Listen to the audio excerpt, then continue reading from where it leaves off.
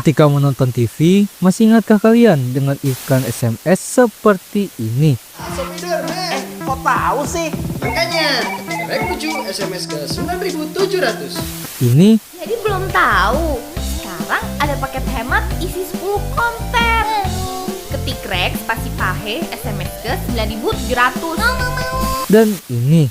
Nomor handphone Anda berbeda dengan orang lain. Begitu juga dengan jalan hidup Anda. Mulai saat ini, setiap ramalan yang Anda terima akan berbeda antara Anda dengan orang lain. Seperti jalan hidup Anda. Ketik rek, spasi ramal, spasi nama Anda, lalu kirim SMS ke 9090. Tapi percayalah kalau iklan-iklan tadi ternyata merupakan sebuah skema jebakan pulsa terbesar di Indonesia. Sampai akhirnya harus diblokir. Loh, kok bisa gitu? Jadi inilah iklan SMS premium, penipuan legal yang membuat konsumen rugi hingga ratusan miliar. Dan kali ini gue bahas yang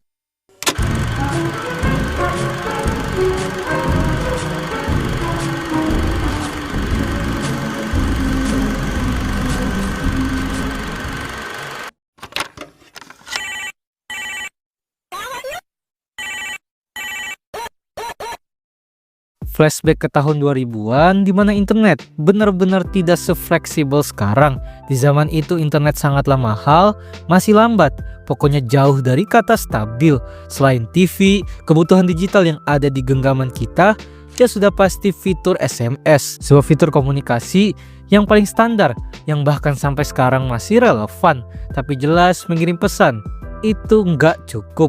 Orang-orang pada masa itu juga membutuhkan hiburan digital, yang akhirnya muncullah sebuah istilah yaitu SMS premium, di mana kita sebagai pengguna bisa berlangganan terhadap suatu perusahaan untuk mengirimkan konten-konten hiburan ke nomor kita, seperti nada dering, alarm, emoji, lagu-lagu populer di tahun itu, ramalan, tips cinta-cintaan, tebak-tebakan skor bola, bahkan game juga ada. Dari sinilah celah bisnis baru akhirnya muncul.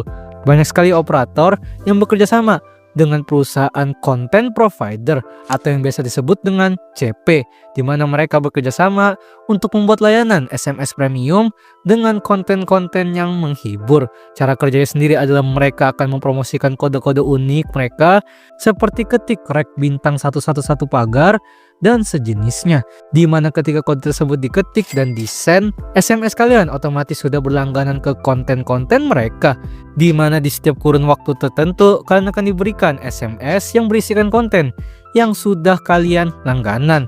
Entah itu dikirim foto-foto, dikirimin nada dering alarm, dan lain-lain. Dengan konsekuensi, ya pulsa kalian akan dipotong setiap konten baru muncul. Ya namanya juga berlangganan. Dan gak cuma konten yang bersifat hiburan, terkadang ada SMS premium yang fungsinya itu untuk registrasi atau mendaftar, seperti mendaftar undian dan memenangkan hadiah pada zaman itu.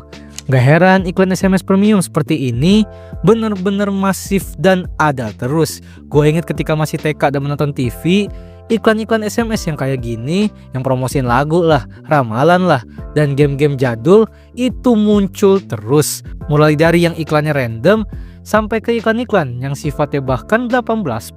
Karena selain konten hiburan umum, konten provider atau CP juga terkadang memberikan konten yang emang sus juga.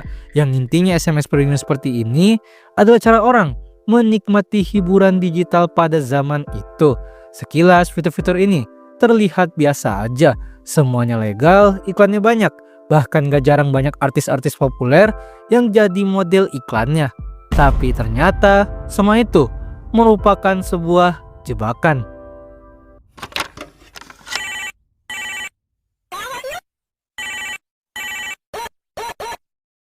Bagaimana bisa fitur SMS yang difungsikan untuk memberi konten hiburan justru menjadi sebuah skandal penipuan terbesar? Ya jelas karena bayangkan jika setiap konten yang dikirim otomatis memotong pulsa sebanyak 2.000 sampai 5.000 rupiah. Dan CP memberikan konten setiap minggu atau bahkan setiap hari. Dalam sebulan perusahaan bisa mendapatkan 60.000 sampai dengan 300.000 per bulan. Dan ingat, itu hanya berlaku untuk satu nomor. Bagaimana jika dengan 1.000 nomor? Atau 10.000? Atau bahkan 100.000? atau bahkan 1 juta nomor. Karena hampir semua orang Indonesia pasti pada masa itu punya SMS, bisa dibayangkan betapa besarnya uang yang didapatkan setiap bulannya jika orang-orang berlangganan konten mereka. Itu pun untuk satu konten. Disinilah nyatanya banyak operator dan CP yang mulai bermain licik, di mana mereka mulai menjebak orang-orang dengan sistem hidden subscription. Karena gak jarang pihak content provider atau CP menyembunyikan informasi dan ketentuan biaya langganan di iklan-iklan TV tadi. Biasanya antara nggak dikasih tahu sama sekali atau ya diberikan, tapi tulisannya itu kecil banget, sehingga tidak sedikit banyak pengguna yang berlangganan tanpa tahu menahu berapa biaya langganannya, atau bahkan tidak tahu sama sekali karena mereka sudah berlangganan. Yang membuat pada masa itu banyak sekali keluhan kalau pulsa mereka dipotong secara tiba-tiba. Loh, yang namanya langganan kan bisa dibatalin. Disinilah para operator dan CP mulai licik lagi, dimana untuk membatalkan langganan pengguna biasa tinggal mengetik kode unrek ataupun stop. Masalahnya kode yang tadi gue sebutin kadang sama sekali tidak ditampilkan di iklan atau informasi ketentuan, atau ya seperti biasa diberikan tapi tulisannya itu kecil banget, dan kalaupun ada dan gampang ditemukan, biasanya mau unrek itu sering error, ditolak, atau yang paling parah malah memicu langganan konten yang lain. Sedari sini SMS premium benar-benar seolah sudah berubah menjadi skema penipuan yang sangat besar, karena bagaimana tidak, para content provider memang bekerja sama dengan operatornya secara langsung, dan semua ini terus berjalan selama bertahun-tahun.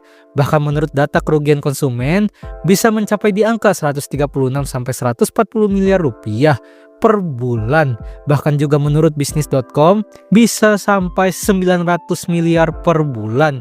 Dan ya akhirnya karena semua itu, pada tahun 2011 Kominfo akhirnya turun tangan, di mana semua layanan konten berbayar dihentikan sementara dan mewajibkan para operator untuk audit besar-besaran, di mana akhirnya setiap langganan SMS premium sekarang diwajibkan memiliki verifikasi ganda atau ya two-step verification, di mana alih-alih ketika kita mengetik kode dan nomor akan langsung berlangganan, sekarang muncul sebuah pesan peringatan apakah pengguna benar-benar ingin berlangganan. Pengguna bisa menekan ya ataupun tidak, tapi pada akhirnya Kominfo mencabut banyak izin perusahaan content provider atau pihak CP ini.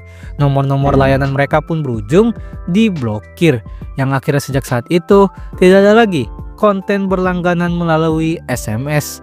Yang akhirnya dari sini iklan-iklan SMS premium yang sering tayang di TV zaman dulu nyatanya tak disangka-sangka menjadi sebuah skema jebakan pulsa terbesar di Indonesia, karena sistem jebakannya benar-benar halus. Terima kasih telah menonton video ini. Gimana? Apakah kalian masih ingat dengan iklan-iklan SMS premium? Coba komen aja. Ternyata sejak awal era digital mulai bangkit, kejahatan-kejahatan dan jebakan penipuan ternyata ikut terus berkembang dan beradaptasi juga. Bahkan untuk kasus ini sudah berjalan bertahun-tahun dan melibatkan banyak orang, seolah semuanya ini legal. Dan ya terima kasih juga kepada member channel Dazzle karena sudah terus mendukung channel ini. Jadi jangan lupa subscribe Dazzle. Dah.